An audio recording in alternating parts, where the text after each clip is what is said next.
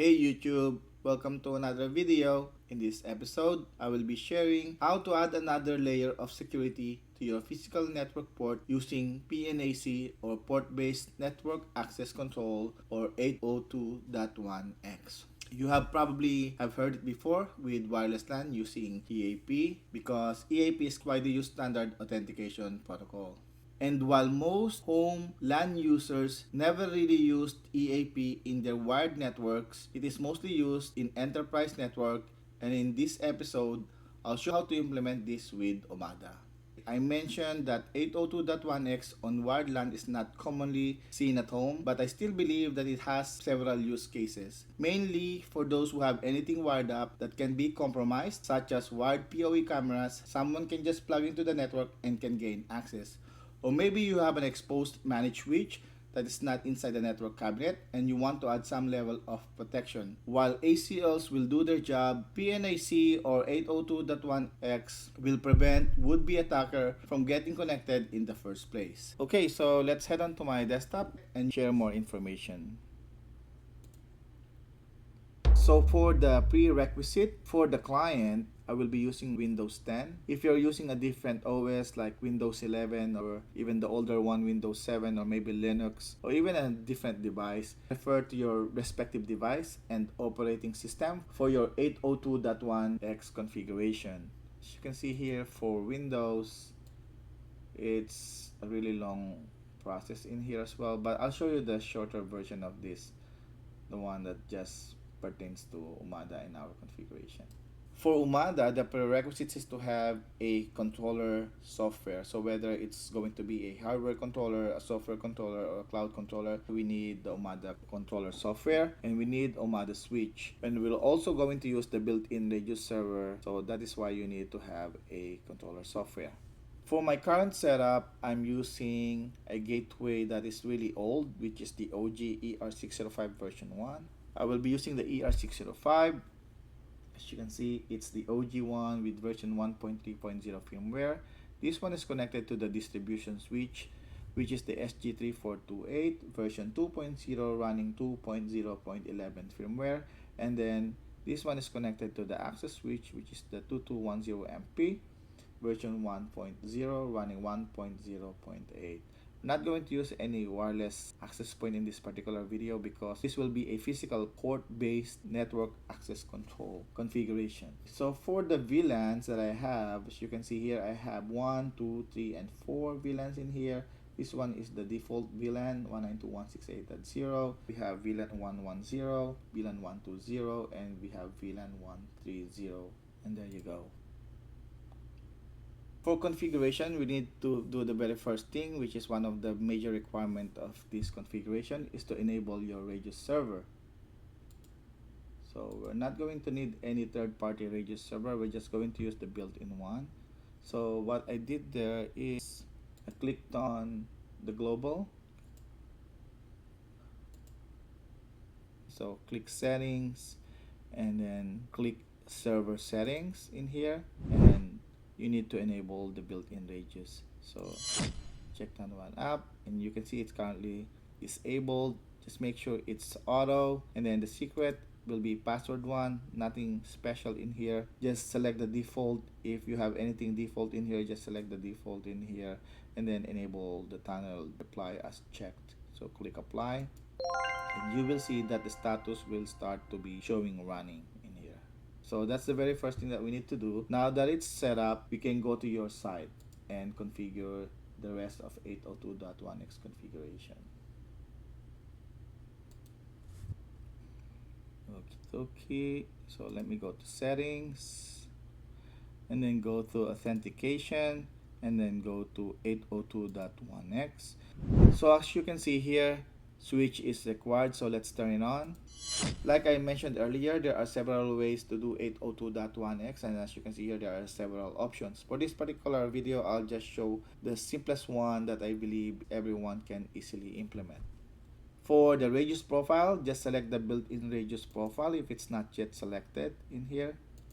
For the authentication protocol, we're going to use EAP, and for the authentication type, we will use port-based, and we're going to use VLAN assignment. If I get Mac based, as you can see, the VLAN assignment is not showing up. So I would like to demonstrate that you can automatically assign VLANs to your client based on their username. So port based VLAN assignment is enabled, and this one you will use that if you have devices that would like to connect that cannot enter their own credentials manually. Basically what happens is that if you select this, the MAC address will be their username and their password. And I'll turn on the mini video as well, mini camera on the left side. So we're going to use port 4 in here, port 1, port 2, port 3, and port 4. Let's click it here. And for the SG3428, I'm currently plugged into port 23, so I'll just use port 21 and port 19, and I'll click save. There you go. So now you have this 802.1x enabled only on these ports. So now that it's enabled, we need to create the users. So click on the manage regis profile here, and click this particular button in here that says edit. Okay, and one thing that you would like to check is whether the built-in Regis server is running, and you can see it's on. So just add new user in here. So I'll create user 1, and the password will be user1 user. There you go. And for the VLAN, let's check our VLANs again. We have VLAN 110, we have 120 and 130. Let's use VLAN 110, and I'll click apply. And then I'll create another user. I'll create user 2. That will be user 2 user, and this time around it will have a VLAN 120 assignment. Then I'll click apply. So there you go. I have two users, user 1 and user 2, and you should be good to go. So let me just show you the device's port configuration for port 4 for this one. Meaning this one has a native VLAN 1 if I connect my computer in here without 802.1x. But I have 802.1x, so the VLAN that will be assigned for the particular client that will connect here will be dependent on the user regis profile for this port. So let's go to the SG3428. Let's go to ports, and let me just go to port 21. Port 21 is all, and let's go to port 19, and it's also all. So let me just do my usual demonstration here. So ping t is a batch file that continuously ping google.com.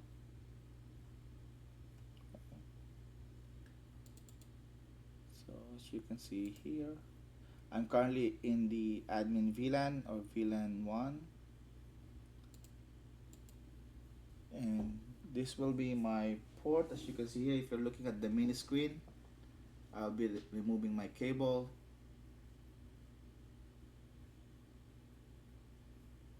And now you can see that I'm disabled. So I'm connecting it to one of the port where we configure 802.1x, and observe how this one is showing up. It says here identifying, and it will not be able to connect. So the next step will be to check your services.msc. So make sure you run that. There you go. And look for wired autoconfig. It's usually manual, and you can change it to automatic if you're always going to use this for your desktop, but you can see here, this one, it's manual. So let's go, click start. There you go. And you can see it says here attempting to authenticate. So let's go here, click properties, and click on authentication. And we're just going to check a few things here. Going to go settings.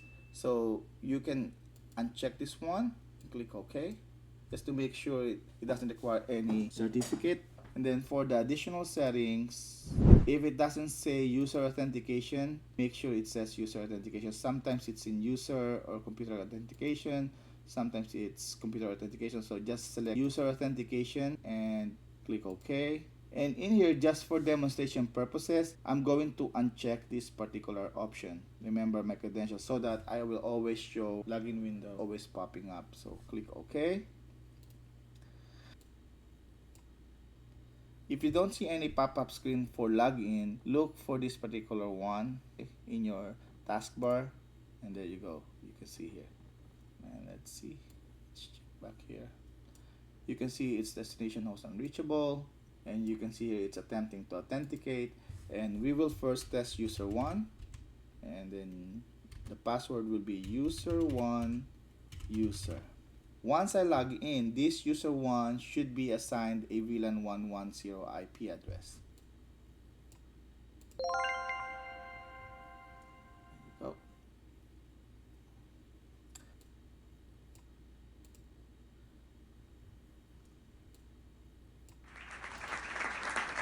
As you can see now, it's applying here. And you can see here that I have internet. And you can see that I'm in VLAN 110.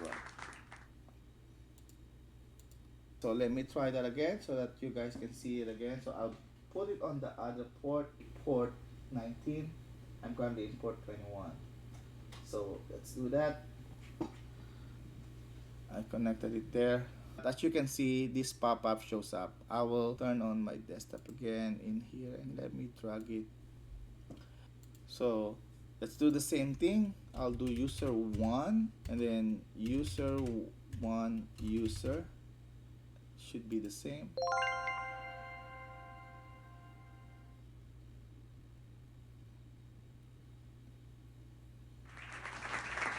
As you can see, it applied, and it should still be the same VLAN 110.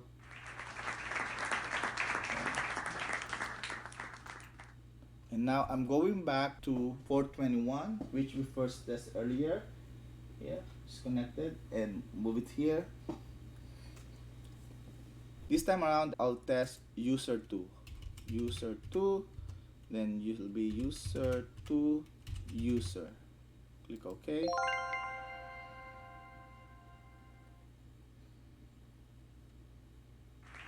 So this time around, since I used a different user, even if I'm using the same port earlier, it will be on a different VLAN. You can see I'm on VLAN 120. So let's do that again. Let's do the SG2210 switch. So if you're looking at the small screen, I'll remove this cable and I'm plugging it to this port.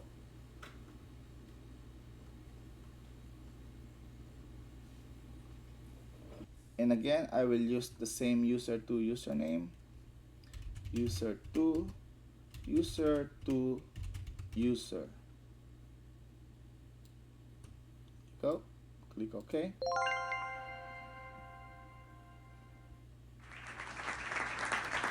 And it will have a VLAN 120 IP. There you go. And I will use the same port. As you can see here, I think it's much easier to see here at port 4. I will just plug and unplug it again. Let's see if it's going to remember. It shouldn't remember it because I unchecked the configuration, or I mean the settings. And let me plug it back again. This time around, I'll use user 1 on the same port. So I'll use user 1 on the same port. User 1 user 1 user. There you go. Click OK.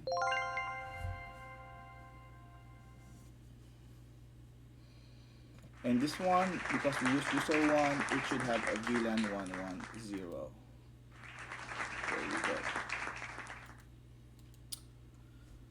Okay, so I think that's pretty much it for this particular video. I hope you learned something from this video. I hope you like this video. If you like this video, please give it a like. If you don't like this video, please give it a dislike. But do let me know what I can improve on this video. As far as I know, this is the first time that this has been shown in YouTube videos, in all of the Omada channels. I don't think I have seen this particular type of configuration in any of the Omada channels. And I think this is very useful. This is one of those settings that not many are using or not many have a use case for. But as you can see, it's very flexible. You can create users, and based on user, they can have their own particular VLAN. It's very similar to PPSK. It makes your switch ports very safe. If they plug in, if any user plugged in, they cannot easily access. As you can see, you will require some sort of settings or configurations on your respective operating system on their respective network interface card. By the way, if you are new to the channel, welcome. I mostly post videos about TP-Link Omada, different tips, tricks, and even other gadgets outside of networking. And when it comes to Omada, I usually cover many first or never before covered topics and include stateful ACL, MDNS, PPSK, breaking away from router on stick, locking down DNS, port isolation, wired guest networks, DNS proxy, WiredGuard in controller mode, rapid spanning tree protocol, and more. For example, trunk configurations, PBIDs, upgrading and downgrading gateways, and even auto-deny VLAN. So if those are something you'd be interested, please consider subscribing to the channel. It's free. If you like this video, please give it a like. I'm really going for 1,000 users before the end of the year, and I need everyone's support to get me there. Thank you very much for watching this video. I'll see you on the next one. Thank you and bye-bye.